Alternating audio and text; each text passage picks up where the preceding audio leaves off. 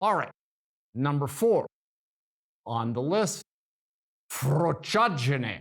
So, when Pope Francis in May first said that there was troppa aria di frociagine, which translates roughly into English as too much of an atmosphere of faggotry. In that case, he was referring to Catholic seminaries. It created a bit of a global sensation, but it was mostly filed under the news of the weird category.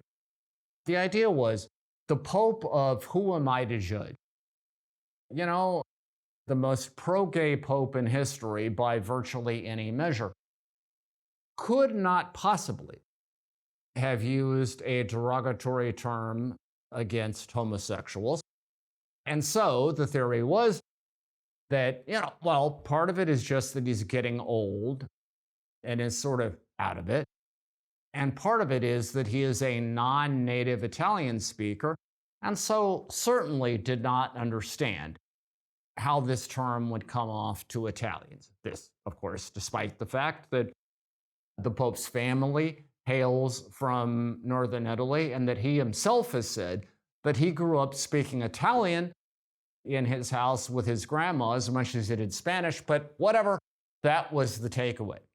Now, a month later, when Pope Francis once again said there is troppa aria di frociagine, too much of an atmosphere of faggotry, this time, with respect to the Vatican, it didn't get anything like the same coverage because, of course, it utterly contradicted that earlier narrative. By this point, it was abundantly clear that the Pope knew exactly what he was saying and meant to say it.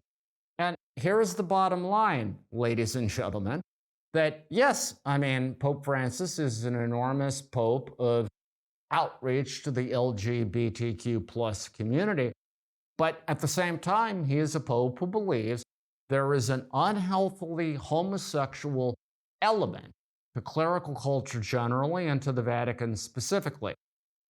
And the fact that a lot of people simply didn't want to hear that accounts for part of the reason why this was one of the year's most undercovered stories.